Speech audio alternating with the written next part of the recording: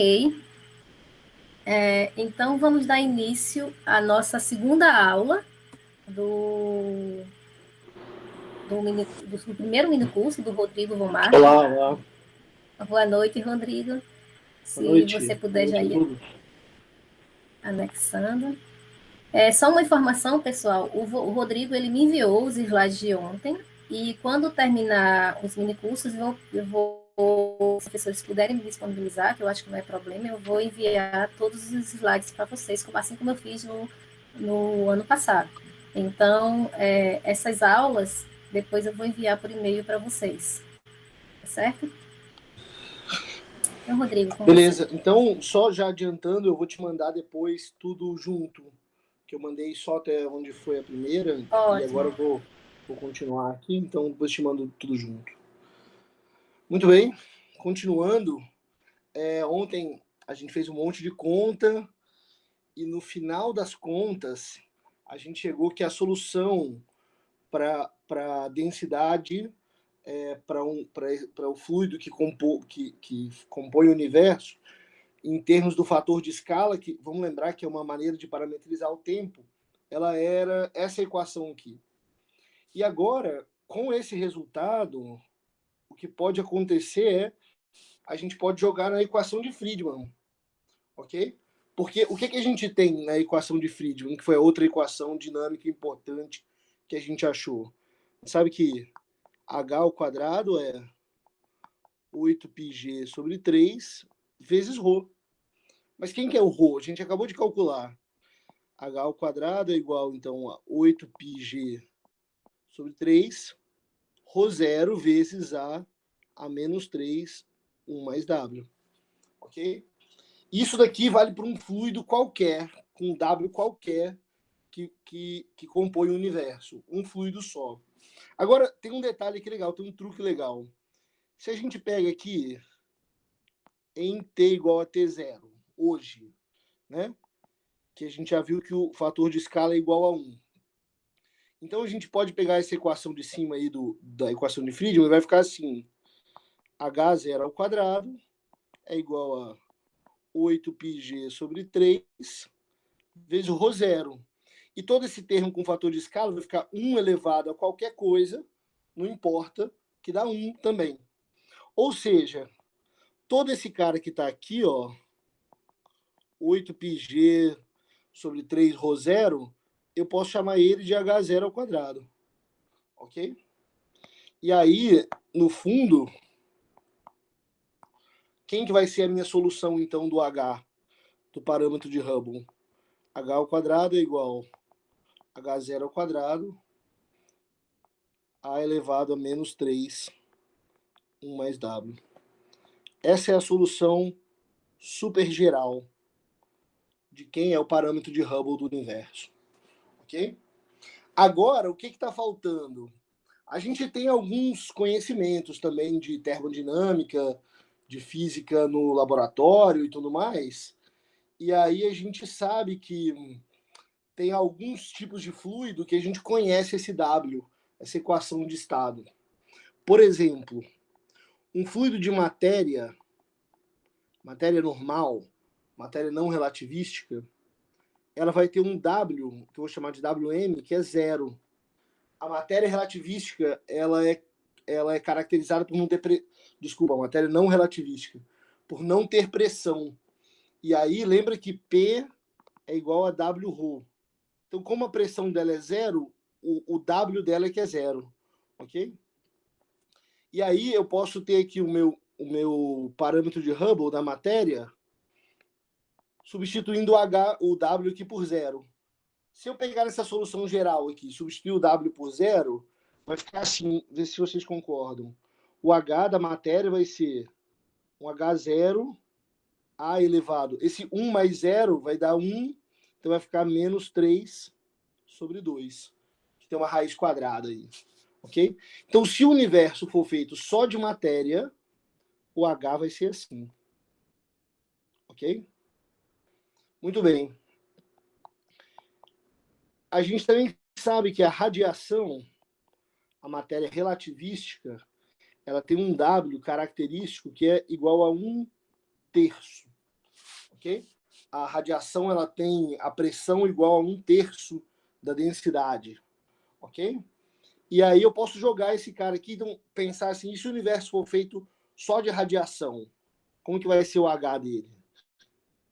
O parâmetro de Hubble, se o universo for feito só de radiação, vai ser esse HR, que é H0 vezes A elevado, aqui vai ficar 1 mais 1/3, que dá 4/3. Aí um 3 cancela ali, vai ficar -4, mas como tem a raiz quadrada, A elevado a -2. Assim. Ok? E por fim, aqui vem a coisa mais importante. Na teoria da relatividade geral, existe uma. É possível incluir um termo cosmológico, que a gente chama de constante cosmológica.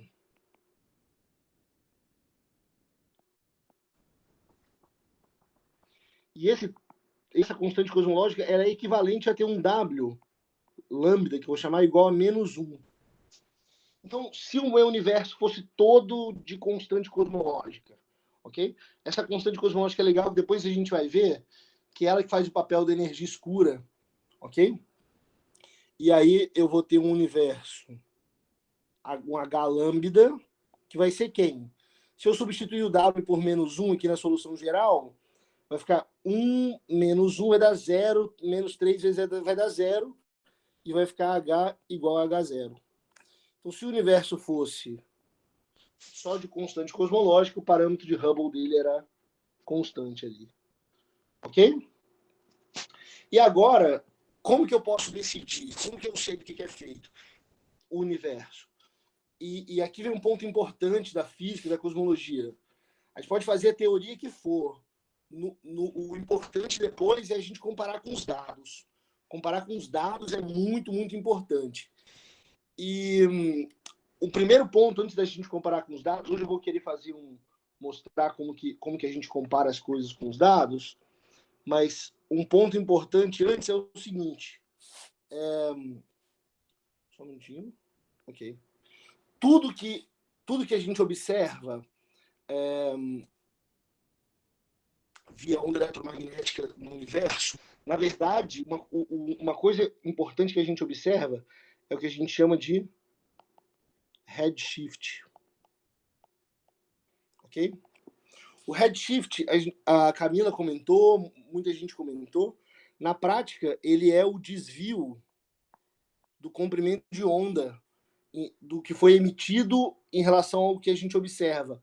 E tem esse desvio justamente por causa da expansão do universo. Então, o redshift é definido como o lambda que a gente observa menos o lambda que foi emitido dividido pelo o comprimento de onda emitido. Ok? Isso daqui a gente já pode escrever assim, lambda observado sobre lambda emitido menos 1. Né? É fácil de ver isso. E aqui eu não vou entrar muito em detalhes, mas para um universo que está expandindo, dá para mostrar que esse termo aqui, esse lambda observado sobre lambda emitido, ele pode ser escrito como 1 sobre A.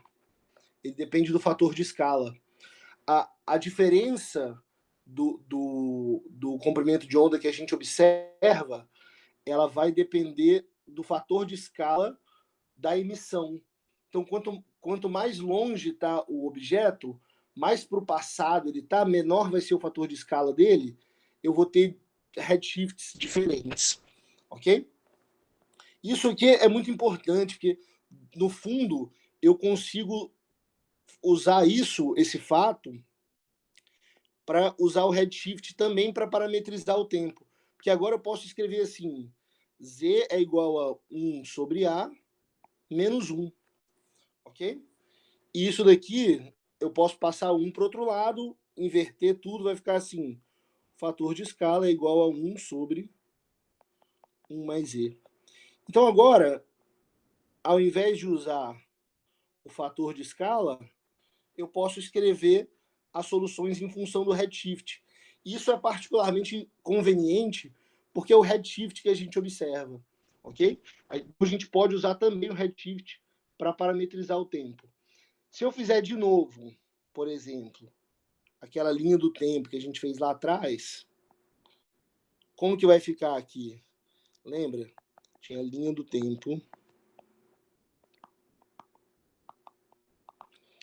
Aqui era o início do universo. E aqui o tempo era 0, o fator de escala também é 0, mas agora o meu redshift, ele, olha só, quando o fator de escala é 0, significa que esse redshift tem que estar tendendo para o infinito. Para fazer uma divergência aqui nessa fração e esse cara ir para 0. O denominador tem que ser muito grande. Então, ele é um jeito diferente de parametrizar o tempo. O início do universo é em redshift igual a infinito. Se eu vou aqui para hoje, lembra que o t era igual a um t0, o redshift era 1, desculpa, o fator de escala era 1, o fator de escala contava a história do universo desde que ele nasceu até hoje, entre 0 e 1. E quem que vai ser o meu redshift agora? Se o A é igual a 1, então o Z tem que ser igual a 0, concorda? Se for 0, o A vai dar 1. Então hoje é Z igual a 0. Z igual a 0. Ok? E quando eu vou para o futuro, eu tenho T tendendo para infinito, A tendendo para infinito. E aí, se eu faço o A tender para infinito aqui, como isso aqui é do outro lado é uma fração, eu tenho que ter o denominador dela igual a 0, tendendo para 0 para o A tender para infinito. Então, quando eu parametrizo o tempo com redshift, o futuro é Z igual a menos 1. Ok? Estranho isso, engraçado, mas matematicamente consistente. Existem muitas maneiras de parametrizar o tempo, e o redshift é uma delas, e ele parametriza a história do universo de hoje até o futuro entre 0 e menos 1, e ele vai ficando maior, ele vai indo para infinito no início do universo. Ok? Agora vamos lá, por que eu comentei do redshift? Eu quero agora fazer o seguinte, eu preciso vir para cá, eu vou parar aqui um pouquinho, eu estou no outro computador aqui também. Eu vou começar a compartilhar minha tela do outro computador.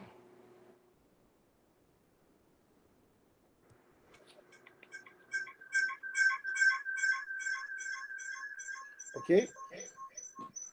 Vocês conseguem ver aqui? O Rodrigo, acho que Rodrigo, está eu tô dando um eco. É. Só um minutinho.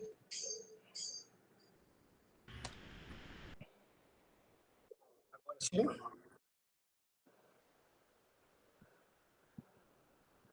Agora vocês conseguem me ouvir? Sim, sim, Rodrigo. Ótimo. Vocês conseguem ver minha tela aqui também? Você não tá. Agora que apareceu a apresentação. Ótimo. Pronto. Ótimo. Muito bem. Agora eu quero mostrar do outro lado, além da teoria, como que a gente trabalha para comparar a teoria com os dados observacionais.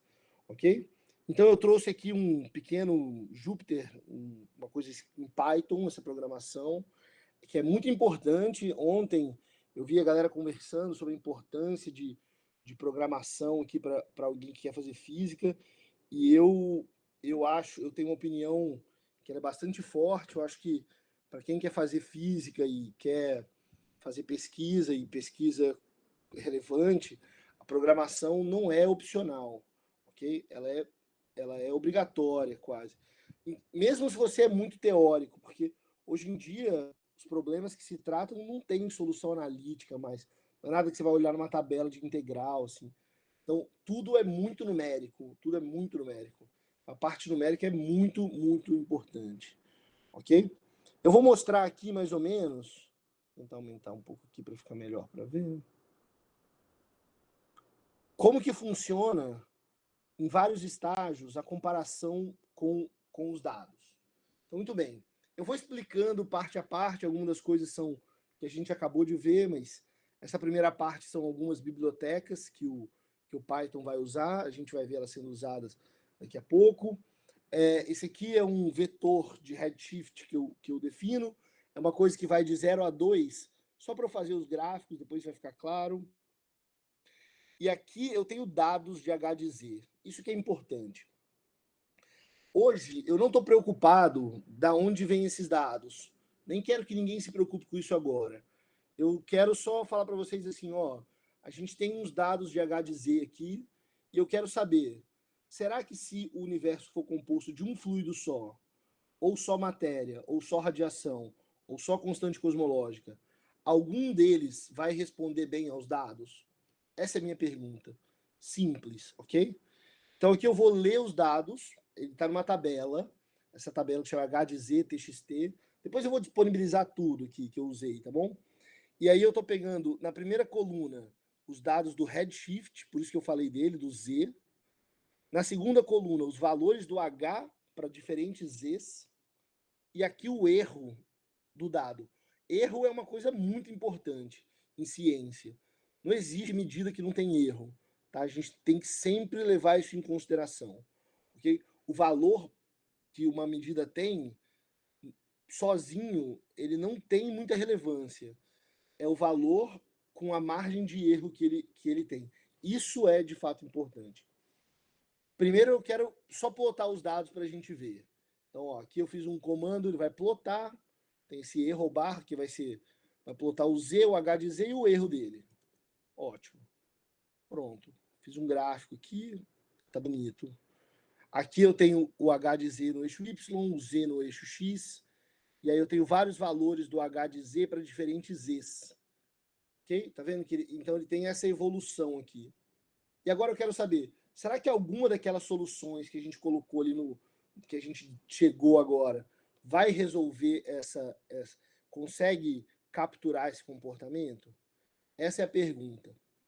Aqui eu defini uma função que vai me dar o parâmetro de Hubble quando eu tenho um fluido único. A gente já viu que a solução é essa daqui. Agora colocando, eu substituí, ao invés de ser o fator de escala, eu botei 1 mais Z aqui já.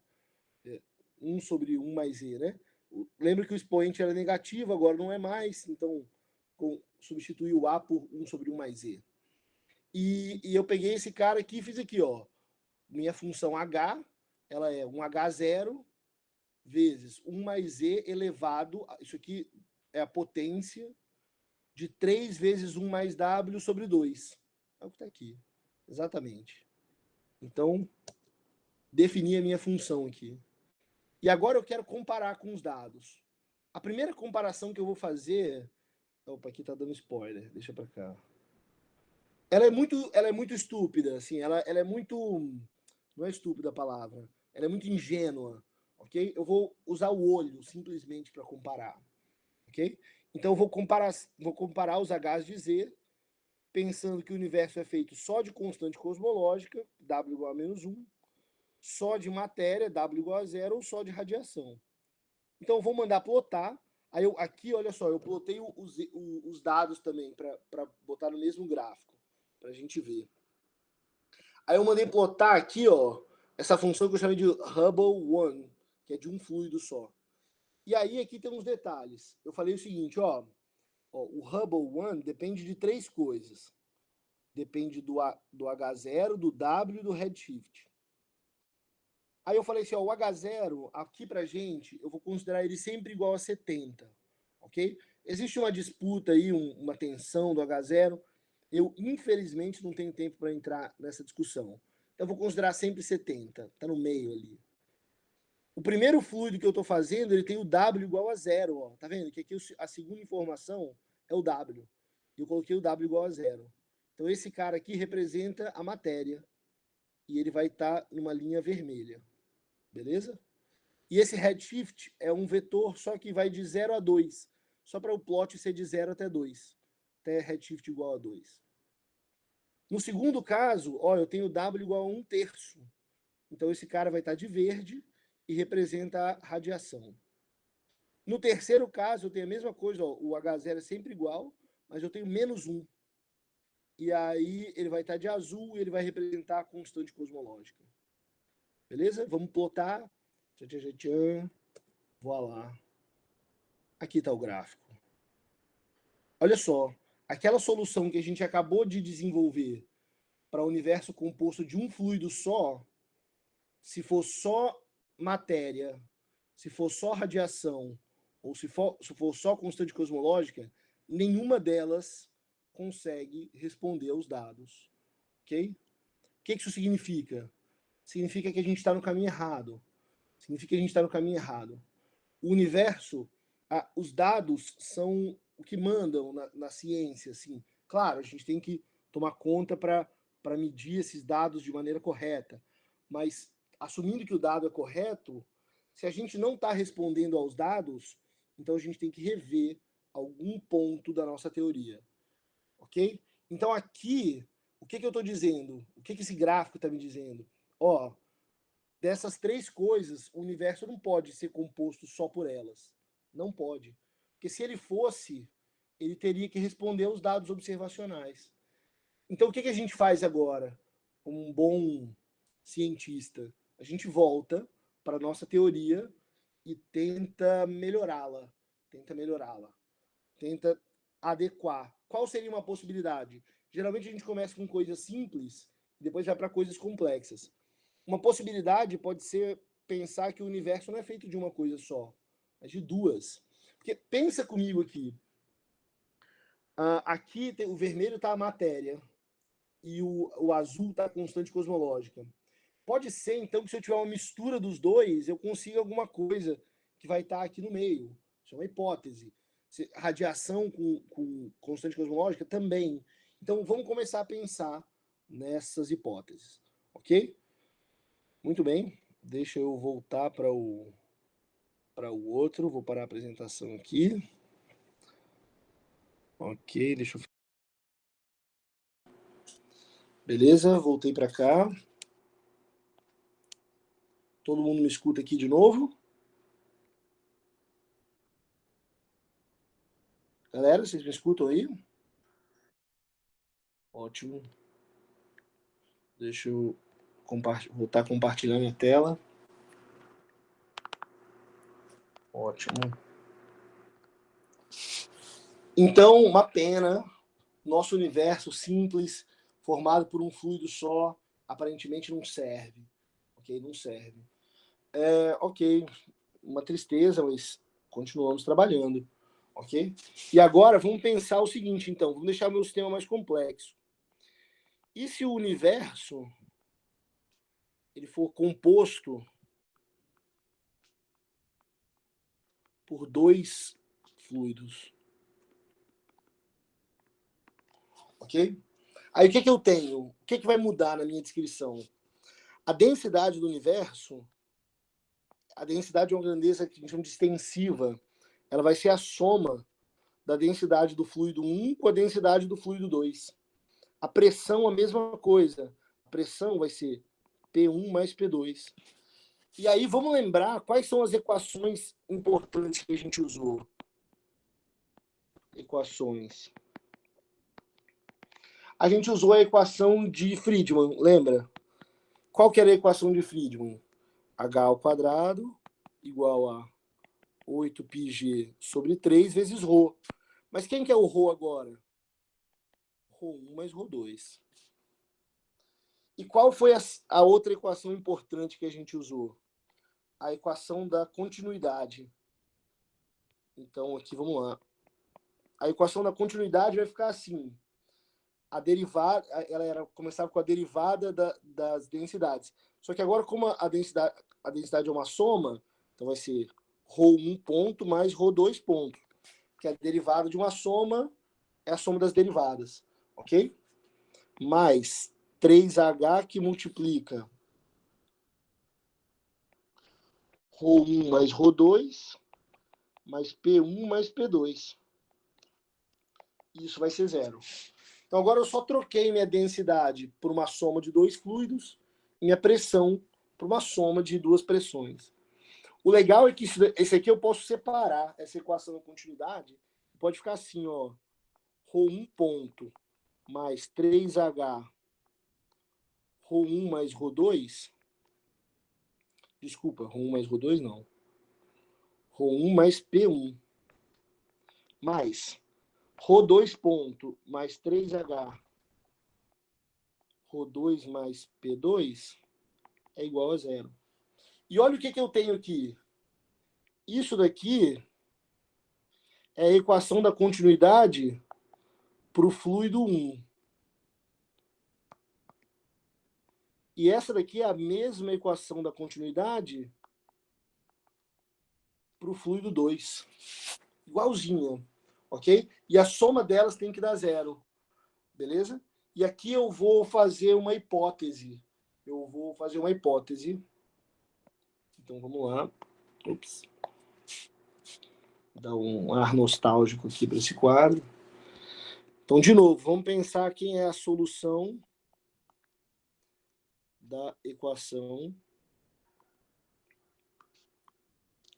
da continuidade. Ok? Só eu vou repetir aqui o que a gente tinha. O que a gente tinha lá era o seguinte: Rho1 ponto mais 3H Rho1 mais P1 mais Rho2 ponto mais 3H Rho2 mais P2. Isso é zero. Ok? E, como eu já disse, isso aqui é para o fluido 1. E essa aqui é o fluido 2. Eu vou assumir como hipótese. Isso é uma hipótese do modelo cosmológico padrão, que cada fluido vai satisfazer uma equação da continuidade sozinho, ok? Cada fluido se conserva separadamente, ok? Essa é a minha hipótese. E o que significa isso? Eu tenho essa equação aqui agora, Rho1 ponto mais 3H Rho1 mais P1 igual a zero, e Rho2 ponto mais 3H Rho2 mais P2 é igual a zero. E o mais legal disso é que eu já conheço a solução desses caras. Eu já conheço a solução dessas equações. E aqui cada fluido vai ter um W, que vai ser a razão P sobre Rho, e eu posso falar aqui, quem vai ser o Rho1?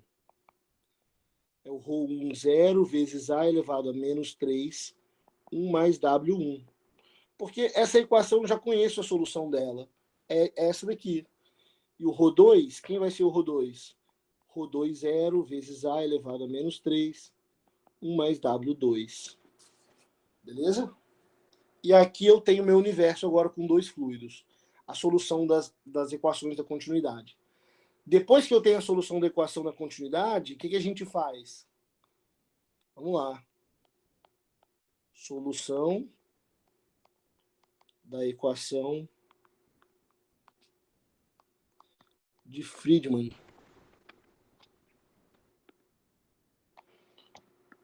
Como que era a equação de Friedmann?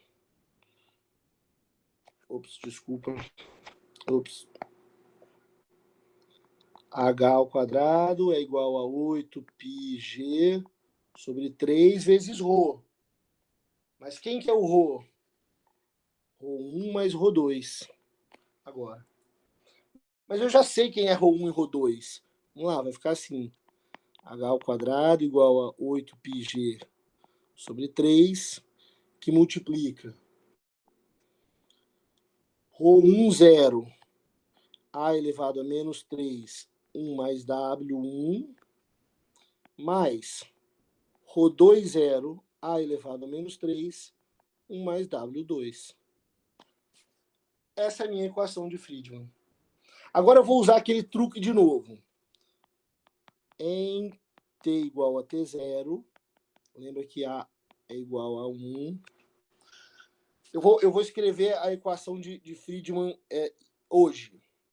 O H, lembra que ele vira H0, porque tudo que é hoje tem índice zero.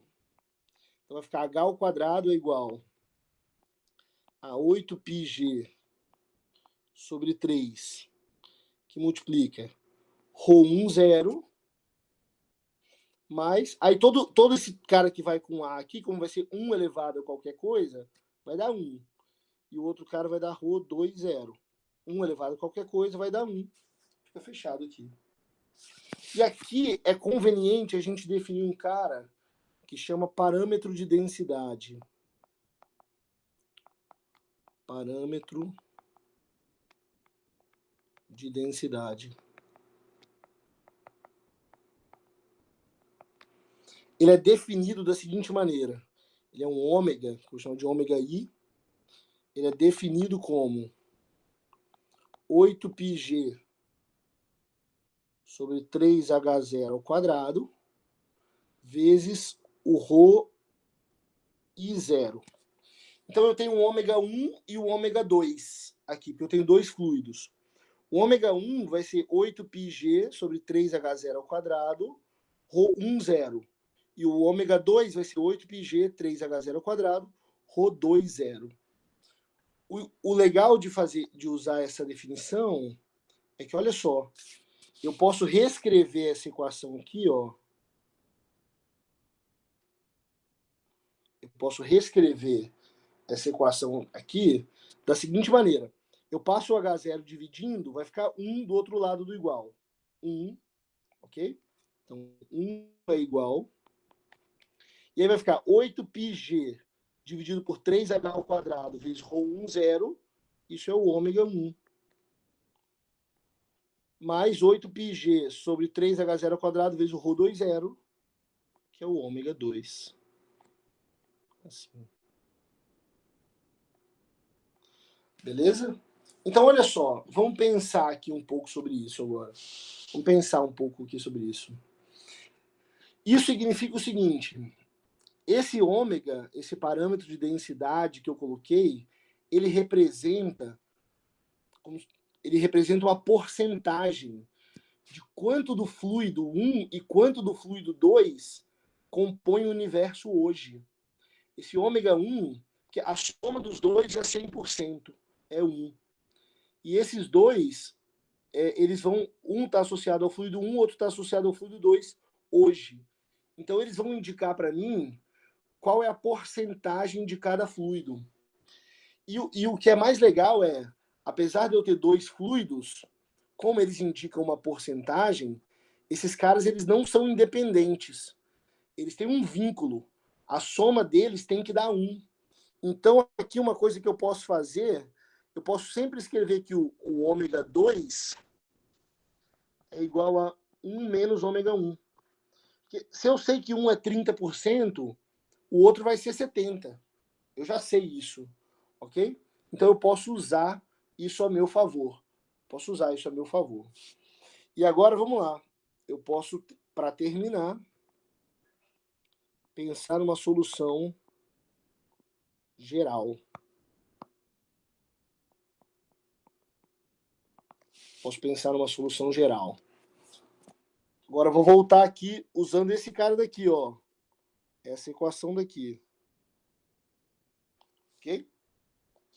E aí vai ficar assim, ó. Já vou botar o H é igual a H0. Já tirei uma raiz quadrada aqui. Aqui, olha só, vamos lá. Tem uma coisa importante aqui. Vocês lembram quem era o H0? Aqui, só para... Desculpa aqui. Beleza. Lembra que aqui, ó, onde eu defini o parâmetro ômega, ele é 8πg 3h0 ao quadrado, Rho I0. Aqui, nessa equação aqui, eu quero fazer aparecer o ômega aqui. Então, o que eu preciso fazer? Eu vou dividir aqui por H0 ao quadrado e vou multiplicar em cima por H0 ao quadrado também. Aí, esse cara, 8πg sobre 3h0 ao quadrado vezes o Rho 1, 0, vai virar o ômega 1. Quando eu fizer a mesma coisa com o Rho 2, 0, vai virar o ômega 2. Só que vai sobrar esse H0 ao quadrado aqui em cima, ok? Então, vou apagar aqui só para não confundir. Mas o que acontece é, sobra um H0 ali, e aparece aqueles ômegas ali dentro. E aí vai ficar assim, então, ômega 1, A elevado a menos 3, 1 mais W1, mais ômega 2. Opa, mas quem que é ômega 2? 1 menos ômega 1. Ok? A elevado a menos 3, 1 mais W2. Ups. Cheguei aqui no final, não sei se... Deixa eu tentar apertar aqui. O ômega 2 vai virar 1 menos ômega 1, A elevado a menos 3, 1 mais W2. Assim. Tudo isso elevado a meio, porque eu tirei a raiz quadrada, que era um H ao quadrado. Ok? Vou apagar esse certinho aqui. Agora, vamos lá. Aqui eu vou pegar um atalho, porque eu já sei já. Vamos... O fluido 1 é matéria. E o fluido 2 é constante cosmológica.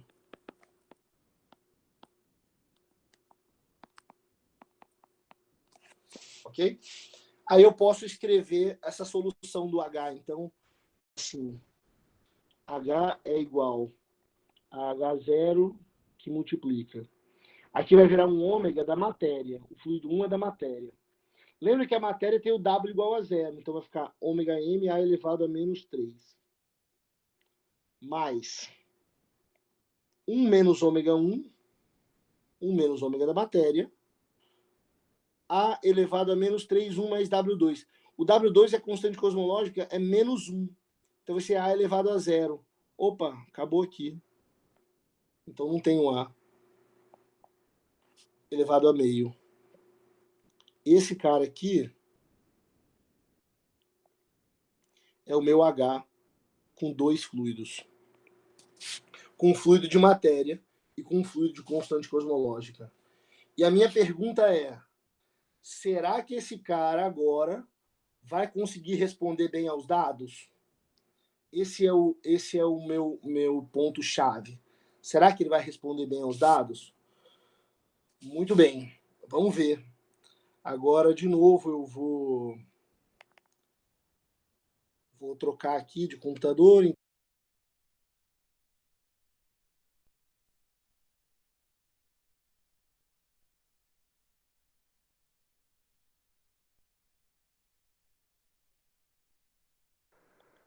Olá, olá, estão me ouvindo aqui na outra conta? Beleza, deixa eu parar de compartilhar pela outra. Vou começar a compartilhar aqui. Muito bem. Aqui. Agora, eu deixei minha teoria mais complexa. Então, agora ela tem dois fluidos. Então, eu fiz aqui uma funçãozinha que vai me dizer se que vai me dar o parâmetro de Hubble quando tem dois fluidos. E aqui eu deixei bem geral. Deixei dependendo do H0, do ômega M1, do fluido 1. Lembra que não depende do ômega 2, tá? Porque eles têm aquele vínculo de porcentagem, ok? E aí tem o W1 e o W2, que vão caracterizar cada fluido, e tem aqui o redshift. A função é essa daqui. Vamos lá, ó. O H, ele é o H0 vezes a raiz quadrada, a gente tinha uma raiz quadrada lá, tá aqui, de OM1 vezes 1 mais E, aqui eu estou, de novo, usando redshift, porque os dados estão no redshift, elevado a 3 sobre 3, que multiplica 1 mais W1, mais, aqui ao invés de ter o ômega 2, eu tenho aquele 1 menos ômega 1, vezes 1 mais E, elevado a 3, 1 mais W2. Ok? Então essa é a solução geral. A gente acabou de achar aqui no quadro. Aqui. Beleza? Então eu vou definir ela aqui. Beleza, está tudo funcionando bem. E agora, o que eu vou fazer? Eu quero saber se essa função aqui, ela satisfaz os meus dados observacionais. É isso que eu quero. Estou procurando uma teoria que não seja só bonita no papel, ela tem que fitar bem os dados, porque isso é importante. Só que tem um problema aqui, eu tenho um grau de liberdade a mais agora. Quando eu coloquei o fluido, eu tenho um grau de liberdade a mais. Que grau de liberdade é esse? Qual vai ser o valor do ômega? Quantos por cento de matéria eu quero? E quantos por cento de constante cosmológica eu quero? Ok? Esse é um ponto-chave aqui.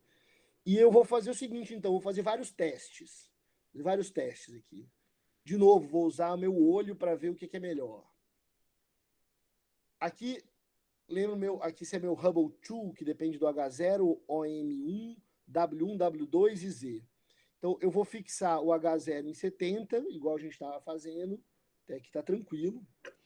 O primeiro fluido, W1, vai ser sempre zero, porque eu quero o primeiro sempre de matéria, e o segundo sempre de constante cosmológica, ok? Sempre menos 1. E aí eu vou falar assim, ó, eu vou testar se eu tiver 10% de matéria, 30%, 50%, 70% e 90%. Algum deles vai ser bom ali nos dados, ok? Essa é a minha ideia aqui. E aí vamos lá, como que fica isso? Vou lá, essa é a figura. E olha só que legal. À medida que eu vou mudando a quantidade de matéria, meu H, a evolução do universo, vai sendo diferente, como é de se esperar. E eu estou olhando aqui que esse verde, pô, esse verde passa bem no meio dos dados, bem legal ele. Então, ó, esse verde corresponde a mais ou menos 30% de matéria. Que legal. Então deve estar perto do valor de melhor ajuste. Então, quando vocês ouvem falar que o universo é composto 70% de energia escura, 20 e tantos por cento de matéria escura, não sei, é porque esse é o número do parâmetro que fita melhor os dados. Aqui, esse aqui é um dado bem simples, na verdade. Mas olhando para esse dado, eu diria assim, ó, tá parecendo que o universo tem 30% de matéria e 70% de constante cosmológica. Ok? Constante cosmológica que no fundo faz o papel da energia escura. Então, o modelo padrão, que é um modelo que tem matéria escura e energia escura, é exatamente esse. A gente acabou de desenvolver um modelo padrão. E a gente mostrou que tem um valor de parâmetro, aqui aproximadamente 0,3 para o ômega m, 30% de matéria, 70% de energia escura, esse valor parece que fita bem esses dados que eu tenho. Então, se eu só tivesse esses dados, eu diria que estava mais provável que o meu universo fosse desse jeito. Ok? Isso é uma coisa fantástica. É assim que a ciência funciona, de fato. É assim que a gente procura as coisas. Tem que sempre comparar a teoria com a observação. Tem que sempre comparar a teoria com a observação. Só tem um detalhe. O nosso olho é uma coisa horrível para falar se o modelo é bom ou não, ok? Nosso olho não é uma ferramenta estatística rigorosa. Até agora, tudo que a gente fez foi de olho. E agora eu quero passar para a segunda parte. Agora eu quero olhar como eu quero saber, uma parte importante da cosmologia observacional é como que eu posso ver mesmo qual é o melhor parâmetro, de maneira rigorosa. Porque aqui eu estou vendo, ó, ômega m 0,3. Se for 0,31, 0,32, 0,29, eu não consigo ver diferença com o meu olho, ok? Eu preciso de uma ferramenta sofisticada e robusta para analisar os parâmetros, ok? Então, é o que a gente vai começar agora. Muito bem, vou voltar para lá. Não sei se alguém tem alguma dúvida, acho que esse é um bom momento, se alguém tiver alguma perguntinha rápida. Se não, vou continuar, beleza? Vou passar para o outro, vamos pensando aí.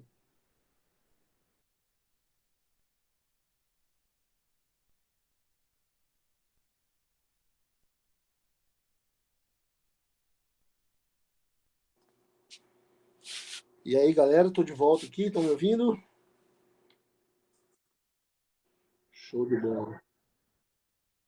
Ah, não. Não acredito. Tudo bem. É a vida. Muito bem, muito bem. Agora, eu quero ir para uma parte mais. Uma parte que também é muito importante da cosmologia moderna. E aqui, para vocês verem como eu me programei um pouco, eu subestimei um pouco o tempo. Aqui era onde eu queria começar a aula 2. Como eu dividi assim, eu vou colocar aqui, mas claramente não foi a divisão que aconteceu, né? Tudo bem. Nessa aula 2 eu quero falar sobre inferência estatística. Como que a gente faz inferência dos dados? Ok? Aqui um ponto-chave para a gente, aqui isso vai ser um super rápido, assim, tá? Isso aqui é mais para motivar vocês a procurarem coisas. Mas eu vou fazer um lembrete aqui do que é uma coisa que a gente chama de probabilidade condicional.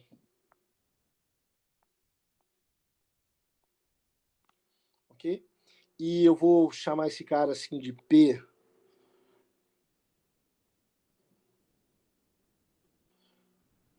P A barra B. Esse cara aqui, só para definir, ele é a probabilidade de B dado que A ocorra. Ok? Então, quando eu tenho essa barrinha dividindo, não, eu fiz o contrário aqui, né? É a probabilidade de A dado que B ocorra. Desculpa. Probabilidade de A dado que B ocorra. Então, quando eu tenho essa barrinha vertical, então a probabilidade de A dado que o B aconteça. Ok? Só vou definir isso aqui que eu vou precisar. Então, se eu quero falar de probabilidade condicional, eu posso pensar, por exemplo, na probabilidade, se eu tenho dois eventos A e B, da interseção deles. Eu quero a probabilidade da interseção deles. Eu quero que as duas coisas aconteçam. Eu quero a probabilidade de A e B. A e B. Então, como que isso acontece? Como que eu posso escrever isso? Eu posso usar aquela regrinha do produto, né? Quando eu estou usando E, isso vai ficar a probabilidade de A acontecer vezes a probabilidade de B acontecer, dado que o A aconteceu também. Ok? Então, olha só, a probabilidade de A e B acontecerem é a probabilidade dessas duas coisas acontecerem. A probabilidade do A acontecer e a probabilidade do B, dado que o A aconteceu. Ok? Porém, se eu pegar aqui e calcular a probabilidade de B interseção A, isso é a mesma coisa. Só que, por simetria, eu posso escrever que isso é a probabilidade de B vezes a probabilidade de A, dado que o B acontece. Ok? Como a interseção de A com B é igual à interseção de B com A, eu posso igualar esses dois lados direitos aqui. E aí vai ficar assim, vê se vocês concordam. A probabilidade de A acontecer vezes a probabilidade de B, dado que o A aconteça, vai ser igual à probabilidade de B vezes a probabilidade de A, dado que o B aconteça. Ok? Esse aqui é um resultado muito, muito importante na estatística, e ela é a base para um ramo da estatística que a gente usa na cosmologia, que é a estatística bayesiana. E usando esse resultado, eu posso escrever o que a gente chama de teorema de Bayes. Teorema de Bayes. E agora eu vou falar o seguinte, eu tenho três eventos estatísticos aqui. Um eu vou chamar de M, que é o meu modelo. O outro eu vou chamar de D, que são os meus dados. O outro eu vou chamar de P, que é uma coisa que eu vou chamar de prior. Daqui a pouco eu vou comentar sobre eles. Usando esse teorema aqui, usando esse resultado que a gente acabou de ver, eu posso escrever o seguinte. A probabilidade do modelo, dado que os dados e o prior são corretos, ele vai ser igual à probabilidade dos dados, dado que o modelo e o prior são corretos, vezes a probabilidade do modelo, dado que o prior é correto, dividido pela probabilidade dos dados, dado que o prior é correto. Ok?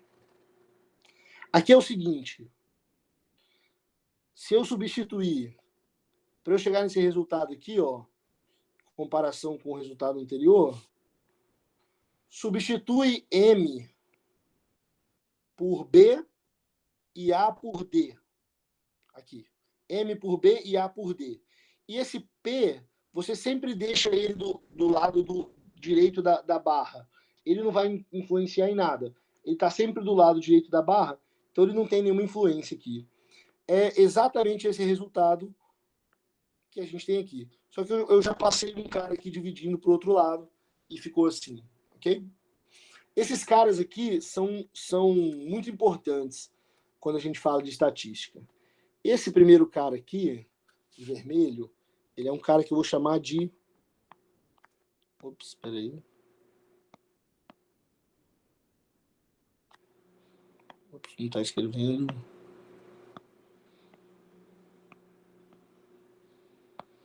Desculpa. O que está acontecendo aqui? Ok. Ele é chamado de posterior. No fundo, ele que é a probabilidade do meu modelo. Ok? Do modelo. É esse cara aqui que eu quero calcular. Então, olha aqui. Do modelo ou dos parâmetros. Ok? Ele é a probabilidade do modelo, dado que os dados e esse prior estão corretos. É esse cara que eu quero calcular, a probabilidade do meu modelo. Eu quero calcular qual é a probabilidade do ômega M ser 30%. É isso que eu quero calcular. É essa posterior aqui, ela que vai me dar essa informação. Beleza? Esse cara aqui, ele é a probabilidade dos dados estarem corretos, dado que o modelo e esse prior são corretos. Esse cara é um cara que eu chamo de likelihood. Ele é um cara que mede a compatibilidade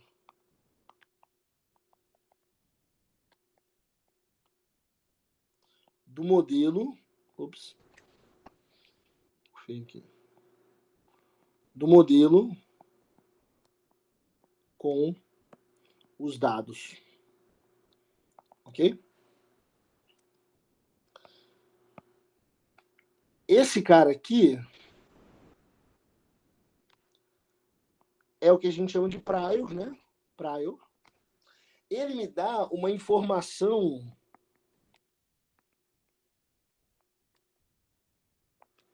prévia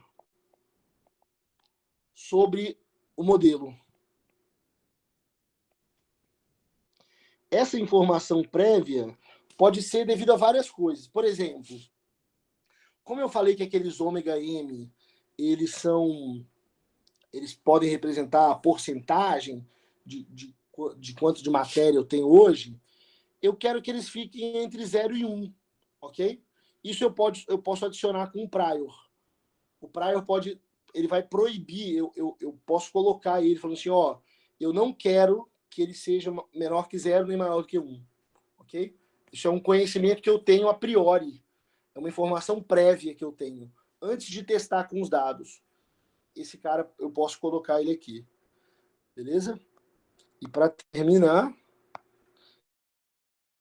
esse cara daqui, ele é um cara que a gente chama de evidência. Eu não vou falar muito sobre ele, ele não é muito importante, que ele é só uma normalização aqui. Tá? É para fazer a probabilidade, a integral da probabilidade C1. Então, isso não é muito relevante aqui para a gente. Ok? Deixa eu ver quanto eu estou no tempo. Estou um pouco estourado, mas eu queria só terminar mais um pouquinho, se possível. Beleza? Vamos lá. Vamos analisar esses caras aqui, então. O primeiro que eu vou analisar é a likelihood. A likelihood é uma função que ela mede essencialmente a probabilidade dos dados quando você não tem informação prévia nenhuma. Ok? É comum tratar que essa função likelihood, eu vou chamar de um L bonitinho assim, onde θ são os parâmetros do modelo, ela é proporcional à exponencial de menos uma função chamada π² sobre 2. Onde quem é esse π²?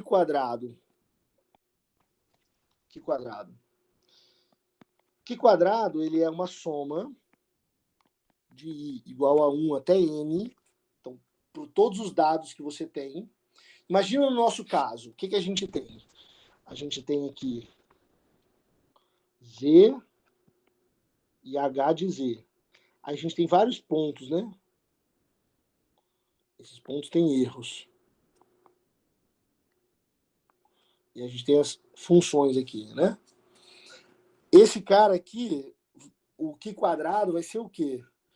Vai ser o seguinte, se eu pegar todos os pontos, o valor do h observado, eu vou subtrair do h teórico calculado no z observado.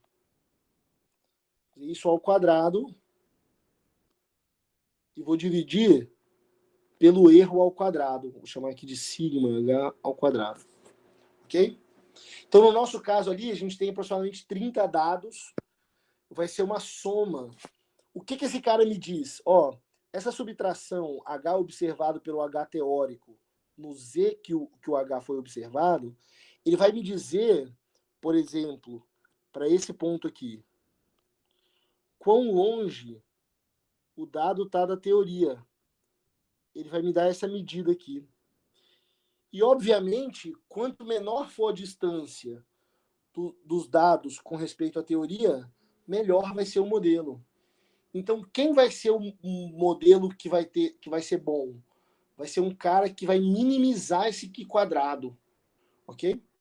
Claro, porque se ele minimiza o π², eu vou ter a maior likelihood, eu vou ter a maior probabilidade, ok? No nosso caso, olha que legal. Quem é esse π², então? π², eu quero comparar com aqueles dados de h de z lá, hein? I igual a 1 até n. Vai ser o h observado menos o h teórico. Mas quem que é o h teórico? É h0 raiz quadrada de 1 menos ômega m mais ômega m 1 mais z.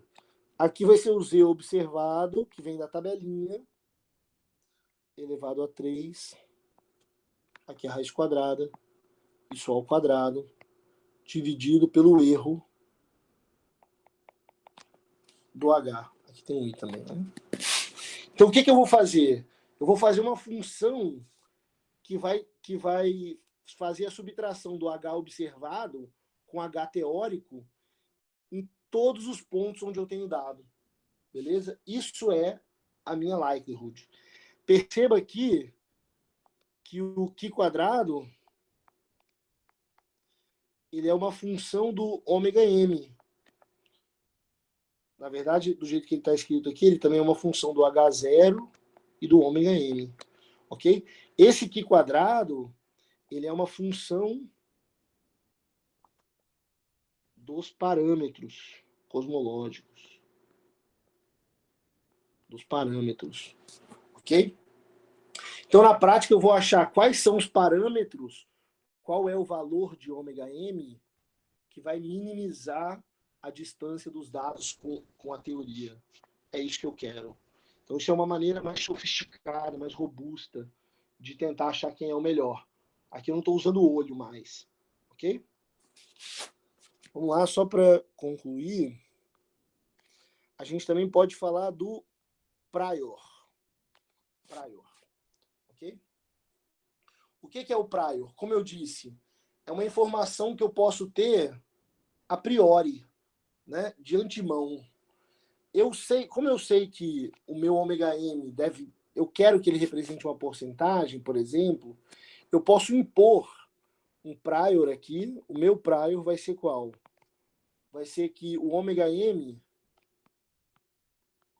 tem que estar entre 0 e 1. Pode até ser igual aqui. Tem que estar entre 0 e 1. Beleza? E aí eu vou ter uma distribuição, eu vou falar quem é o meu prior. Sendo que o prior é a probabilidade do modelo estar correto, sendo que o prior é verdadeiro. Perceba que aqui, nessa probabilidade, não tem dado. Aqui não tem nada a ver com dado. É a probabilidade do modelo com aquilo que eu já sei antes, de antemão. O que eu estou dizendo? A probabilidade vai ser 0 se o ômega m for menor que 0. Ela vai ser uma constante se o ômega m for... Desculpa. Se ele tiver entre 0 e 1. E vai ser 0 se o ômega m for maior do que 1. Ok? Na prática, eu tenho isso daqui, uma distribuição desse tipo aqui. Aqui está o meu prior, né? Probabilidade do modelo, dado que o prior é correto. E aqui eu tenho o meu ômega m, por exemplo. Eu vou ter uma função que vai ser assim, ó. Para todo valor abaixo de 0, vai ser 0. Depois, entre 0 e 1, ele vai assumir um valor constante qualquer. E depois, acima de 1, ele vai voltar a ser 0. Ok? Aqui é 0, aqui é 1. Essa aqui é uma função, uma distribuição que a gente chama de top hat. É tipo cartola. Parece uma cartola. Aquele chapéu cartola. Beleza? Agora, galera, eu, para concluir, eu queria mostrar só rapidinho como que fica a likelihood para esse caso. Ok? Eu vou, de novo, ter que passar para o computador. Só um minutinho, então. Vou parar de compartilhar aqui.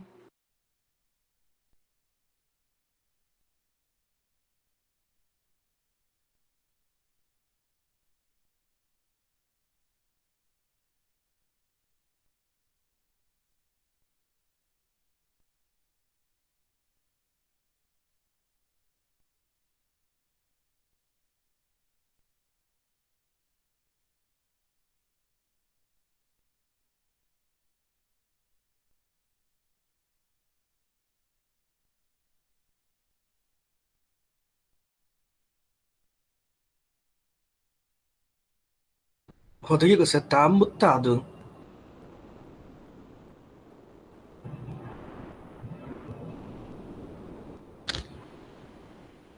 Hein, Rodrigo? Você se consegue escutar, mas você tá no modo mudo aqui.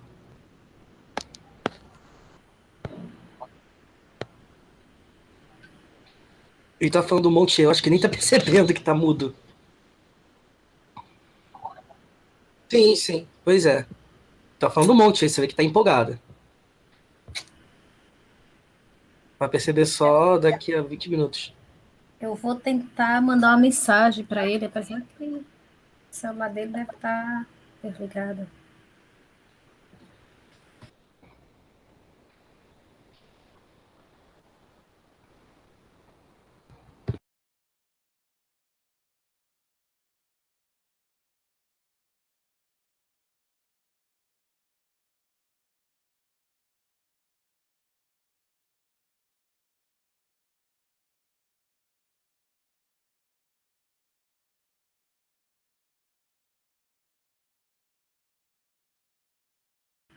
Ele continua empolgado, né?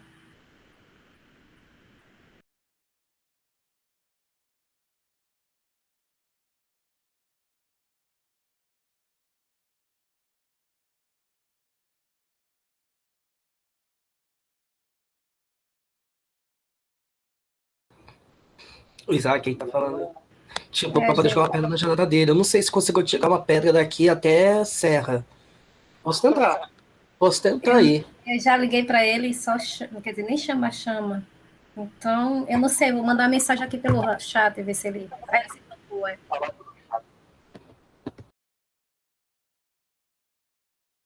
Desculpa, vocês não estavam me ouvindo, né? Não, a Não, gente tá te ouvindo já há uns 5 minutos já. Então, tudo que você tá falando, tô empolgado aí, mostrando a Likelihood aí. E a gente tava só no modo. A gente tava treinando aqui. O Aldinês que sabe, que entende Libra e tal, deve ter entendido o que você falou, mas. Nossa, desculpa. E eu tava sem volume Acontece. também, sem ouvir Não, vocês. acontece, quem nunca? Mil desculpas. Já tô encerrando já, mais um minutinho, beleza? não, Não, tudo Rodrigo, bem. foi Não, na hora que você Rodrigo, mudou. foi na hora que você mudou de É, computador, mas tipo, fica à vontade. Se passar um pouquinho do tempo, não fica beleza. tranquilo, tipo. Fala assim não, só vou até 11 horas. Não, tô brincando, mas vamos lá. Aqui, onde eu tava, o que eu falei aqui e ninguém ouviu? Eu criei uma função para calcular aquele Q quadrado, que é aquela coisa que a gente acabou de definir. E olha como que eu defini essa função. Eu fiz ela um somatório, essa estrutura aqui é um somatório, que vai de 0 até o tamanho dos dados que eu tenho. Esse aqui me dá o tamanho dos dados que eu tenho. E aí eu estou somando uma estrutura que é assim, ó, o valor teórico do H medido no Z que foi observado, menos o Z observado, tudo isso ao quadrado, dividido pelo erro ao quadrado. Inclusive, eu falei aqui que eu não lembro se eu coloquei ao quadrado ali no slide, mas se não coloquei, tem que colocar. É ao quadrado aqui. Aí eu defini essa função aqui, beleza?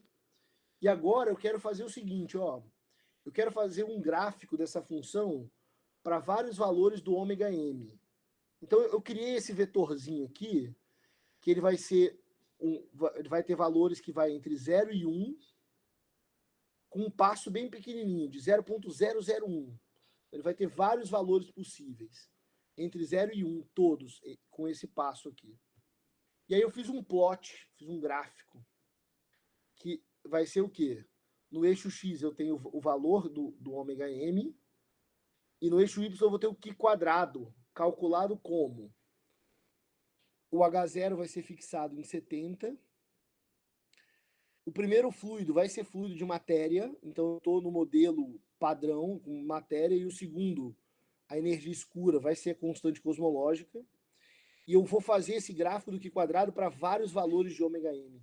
Todos os valores que estão aqui dentro. E aí, quando eu faço esse gráfico, já dei o spoiler sem som aqui, fica assim. Isso aqui é uma maravilha. Essa é a função Q quadrado, e eu vejo que ela tem um mínimo perto de ômega m 0,3, como já era de imaginar, como eu já imaginava, ok? E aí, o que isso significa? Que o ômega m 0,3 é o valor que faz a teoria ficar mais perto dos dados. Então, esse é o valor preferido pelos dados. É o que tem maior probabilidade, ok? E aí, olha só, eu posso inclusive calcular qual valor é, de fato. Eu posso usar uma funçãozinha aqui do numérica, que esse é de otimizar e achar o mínimo. E aí eu acho o seguinte aqui, ó. O valor exato que minimiza essa função é 0,29. Tá vendo? É muito mais preciso que o meu olho. Eu preciso disso. Cada vez a gente está tendo dados mais precisos. Então não dá para confiar no olho. E o valor do Q quadrado mínimo é esse cara aqui, 14,86. Ele é o mínimo, ok? Aí eu posso calcular a probabilidade aqui, mas não é exatamente a posterior ainda. A posterior a gente vai fazer da próxima vez.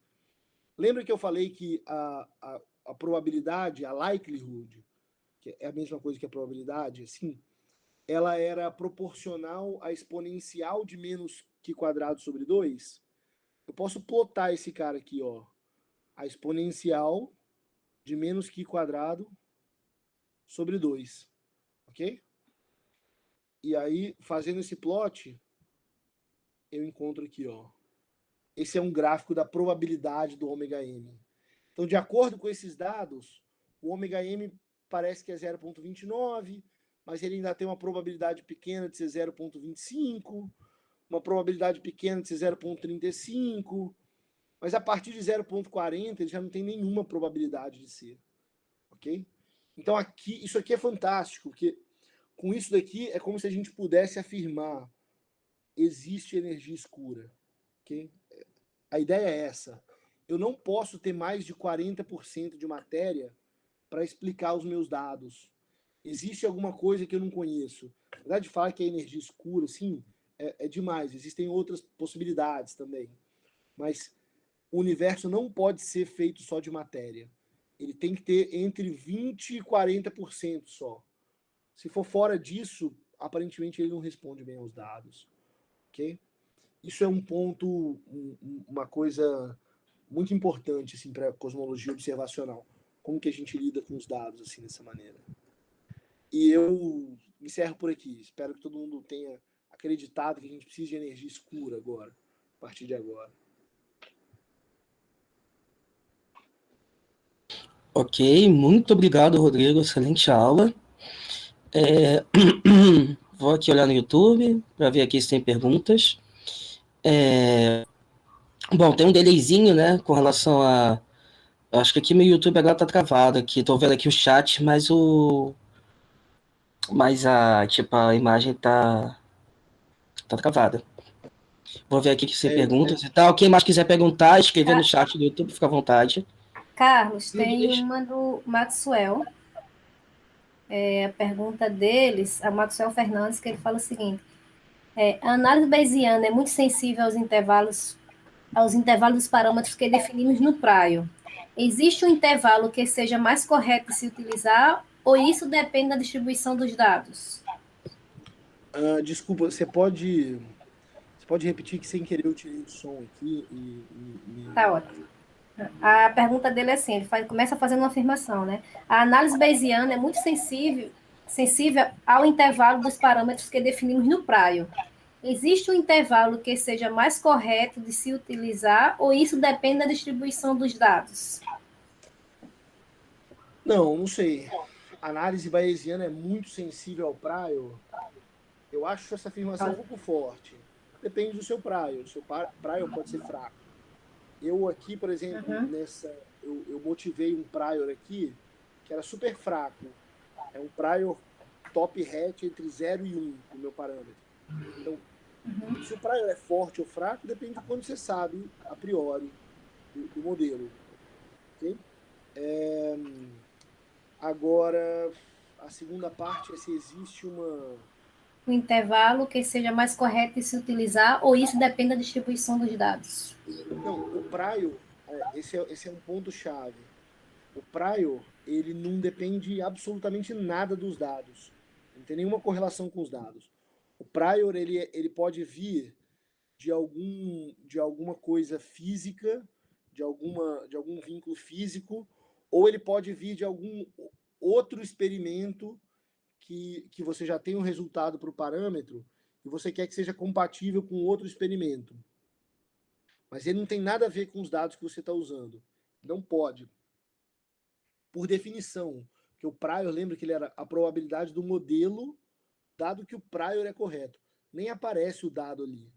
Então não tem. O prior, de fato, é uma coisa assim, muito importante, pode enviesar bastante a sua análise. Então, quando você vai usar o prior, é importante que você esteja muito seguro daquele prior, ok? Porque se você colocar algum prior que não tem muito sentido ou que é forte demais, você pode acabar enviesando muito a sua análise. Inclusive, é uma das coisas que eu quero mostrar da próxima vez, acho que vai ser na quinta. Eu quero escrever aqui um algoritmo para fazer um MCMC, e a gente vai mudando o prior um pouco para ver como que vai ficando a análise, assim, sabe? Essa é uma das coisas que eu quero explorar, assim. Mas o prior é uma coisa muito importante e é uma daquelas coisas tipo, use com responsabilidade, entendeu? Acho que é isso. Não sei se respondi exatamente. Ok, Rodrigo, tem elogios aqui.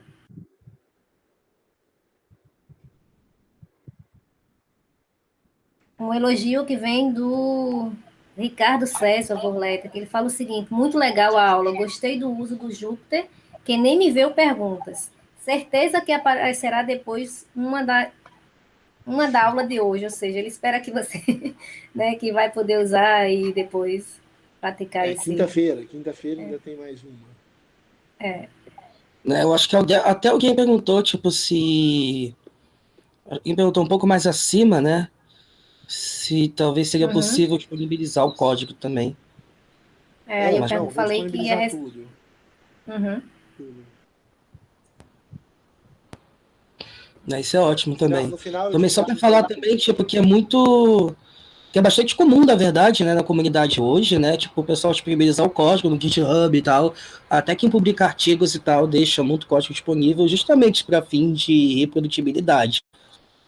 Né, como até a Gabriela falou ontem, ciência é algo colaborativo, né? O Rodrigo também falou sobre tal ciência. O Rodrigo, outro Rodrigo Souza, na palestra de abertura, né? Ciência é altamente colaborativa e tal, e deixa o código disponível, na verdade, assim, acaba muitas vezes até alguém pode pensar, não, se der isso, talvez alguém pode roubar minha ideia e tal, pode copiar, mas não é nem sobre isso, mas é principalmente pelo fato de que outra pessoa, depois interessada em fazer a mesma análise ou algo parecido, pode pegar o código e tentar reproduzir o que aconteceu e começa a partir daí, sabe? E é assim que as coisas foram avançando. Isso é uma coisa importante. Essa, essa coisa de deixar as coisas open source, assim, isso é uma coisa importante. E também, além disso, procurar diferentes maneiras de reproduzir, não, às vezes não olhando diretamente o código que foi feito, mas tentar fazer de uma outra maneira. Reproduzir coisas é uma coisa muito importante na ciência. E eu queria aproveitar e fazer um comentário, já que está falando sobre o Júpiter. Quando eu estava fazendo esse Júpiter foi pensado exatamente para esse mini curso. Então, quando eu estava fazendo, eu pensei em deixar algumas coisas assim. Eu tentei comentar ele o máximo que eu pude, assim, indicando o que é cada função e tudo mais. Certamente não deu para fazer uma coisa muito boa, assim, sabe? Com muitos detalhes. Mas ainda assim não importa, sabe? O que eu queria é que alguém possivelmente pegasse esse código, tentasse rodar, assim, e uma coisa que é muito importante, assim, quando está aprendendo, e a gente está sempre aprendendo, é tentar, assim, sabe, se virar o máximo que pode, perguntar o máximo. Vocês têm meu e-mail aí, sei lá, pode mandar e-mail. O Então, Isaac está sugerindo, Rodrigo, que quem pegar o seu código, né, ou então depois fazer com outros parâmetros, né, modificar os parâmetros seria uma boa também, até para quem está inclusive, eu já aprendendo. deixei todas as funções, deixando todos os parâmetros livres, assim, para alguém que quiser tentar deixar, sabe? Isso é fundamental, assim, fuçar as coisas, sabe? E se der erro, não tenho vergonha, assim, o Google é um grande amigo, eu uso direto o Google quando eu não acho, não lembro uma função que tem que usar, sabe? Google... Mais precisamente ainda o Stack Overflow. Exatamente, o Stack Overflow, qualquer coisa, assim, não tenho vergonha, não. Tem que se virar. O importante, eu lembro quando eu tive a primeira aula de física no curso da UFES, e teve um professor, eu já nem lembro quem foi o professor, na verdade, mas ele falou assim, físico resolve problema, sabe? Então se vira, resolve, no final tem que sair. Obviamente, com o tempo, você vai amadurecendo e vai tentando fazer a solução mais sofisticada, mais otimizada, blá, blá, blá. Mas enquanto está aprendendo, resolver é fundamental. Ok? Queria deixar essa mensagem, assim.